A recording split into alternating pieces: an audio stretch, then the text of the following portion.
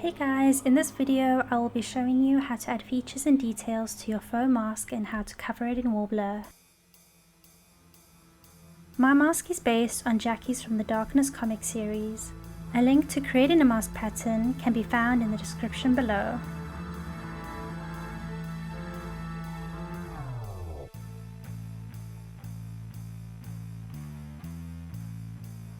First, we'll round the edges and clean up the seam lines with a Dremel sanding bit or medium grit sandpaper.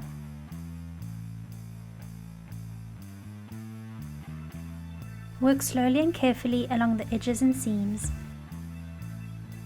Try not to sand too much in one spot. You want a clean, smooth edge without any wobbles or dents.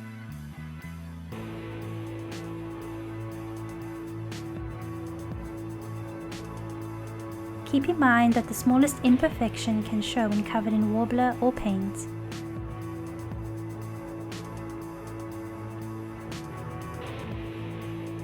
This part can be a bit messy, so put down a board or sheet to make cleaning up a bit easier.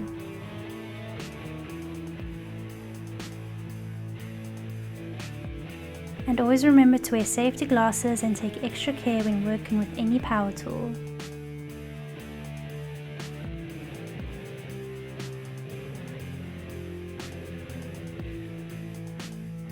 Once the sanding is done and any gaps filled, you can carefully seal your seam lines with a heat gun.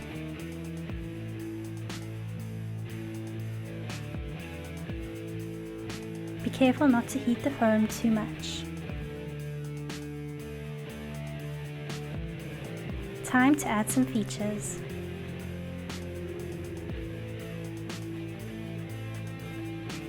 Because my features are not too detailed, I decided to use a soft EVA foam.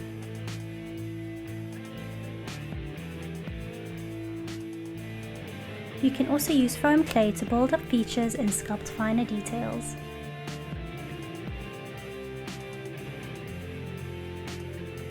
I added some foam support on the inside to bridge any wide gaps and give more support to the shape.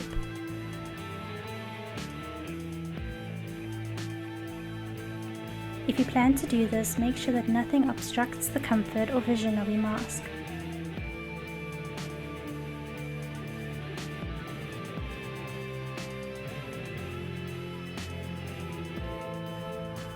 You can pattern the shape of your features from the existing patterns used to create the mask.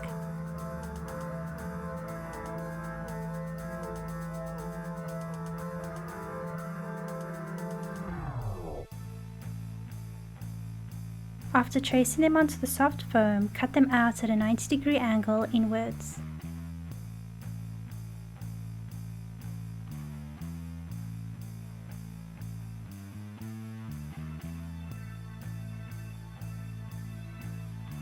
Circular shapes help with rounding features such as cheekbones and jawlines.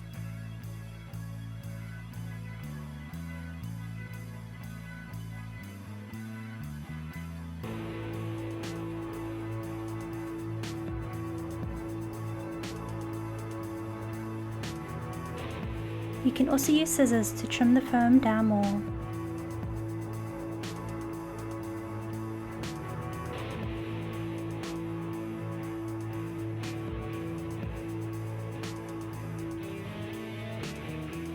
The soft EVA foam I use is SVA 60.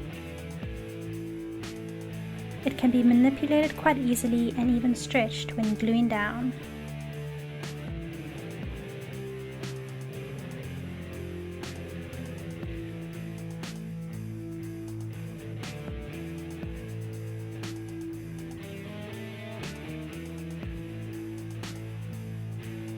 For the brows, you can use beveled strips of foam which can be trimmed and shaped.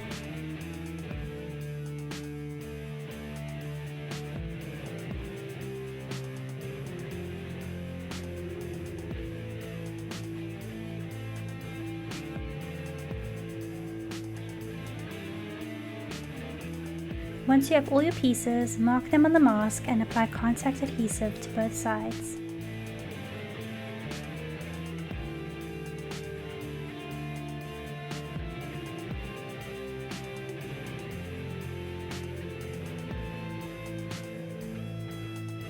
Once the glue is tacky, attach all the pieces.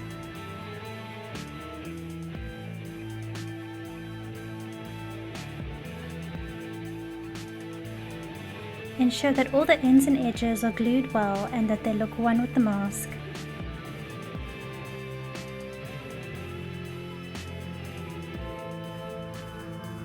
Once you're happy with all your features in place, you can either seal, prime and paint the mask as it is, or you can cover it in a thermoplastic such as Worbla. I use Worbla's black art for its smoother finish.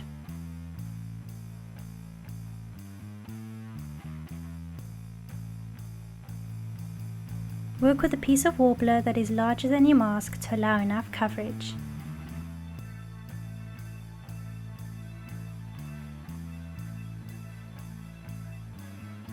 Gently heat up the Worbla on a low setting until it becomes soft and pliable.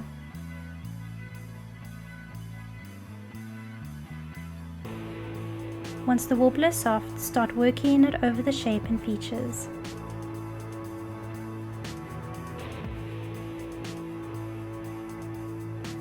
Start from the middle and slowly work your way outwards.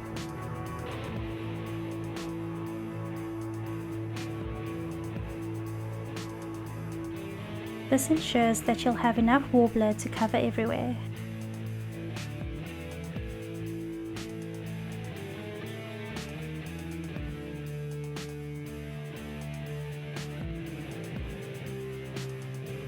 Be careful not to heat the Worbla too much, as it can bubble and tear.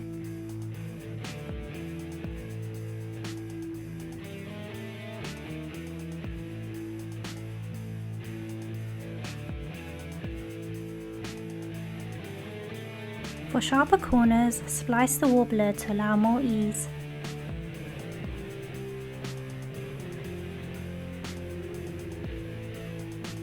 These splices can be trimmed when the Worbla is soft to give a cleaner seam line.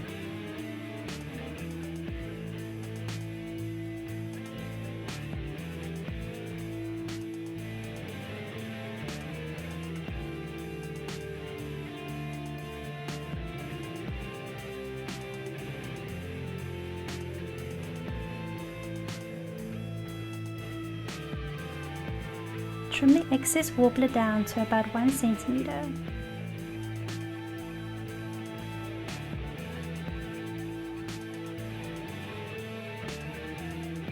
Cut out the eye holes.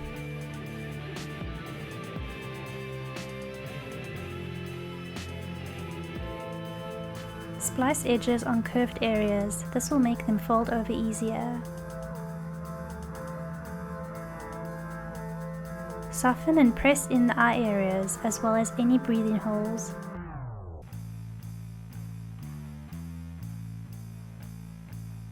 Fill any gaps with Worbla.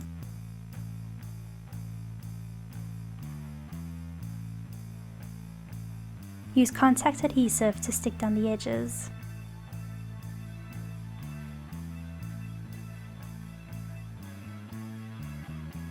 Soften with a heat gun and press the edges towards the back of the mask.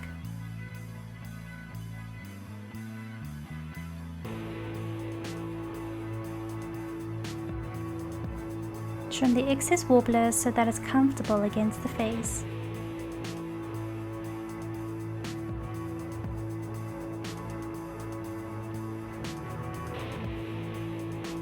Use sculpting tools to smooth out any visible seams.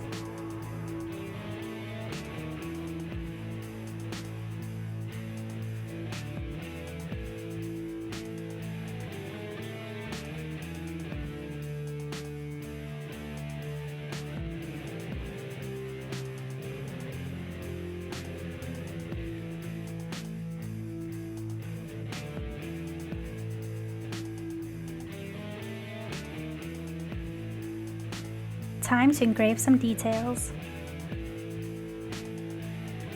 First, trace your design with a pencil. I prefer to use metal sculpting tools as they are perfect for finer details and can also be heated up easily for smaller areas.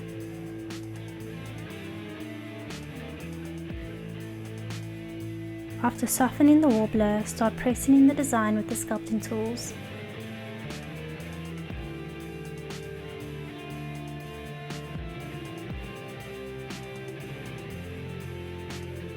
It's best to work on a section at a time, going back and forth until you get the desired result.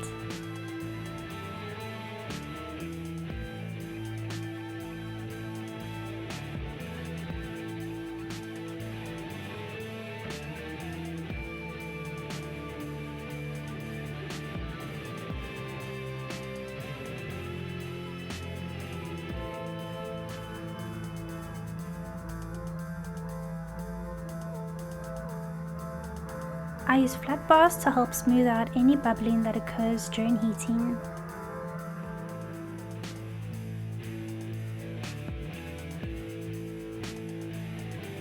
You can also engrave into your foam first before covering with Worbla.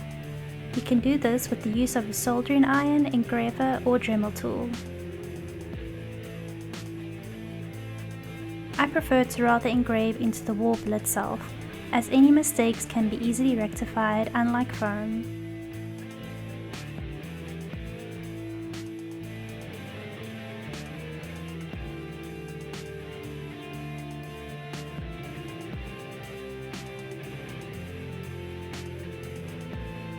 Always keep a check on your mask from all angles, especially if it's a symmetrical design.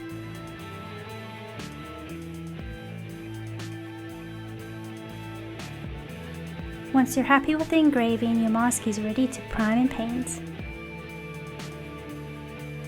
In part 3, I'll cover the priming and painting process, as well as add some cool vision and other finishings. If you found this video useful, then please leave a like. I'd also love to hear your thoughts in the comments below. And if you wish to see more, hit that subscribe button. Thank you for watching.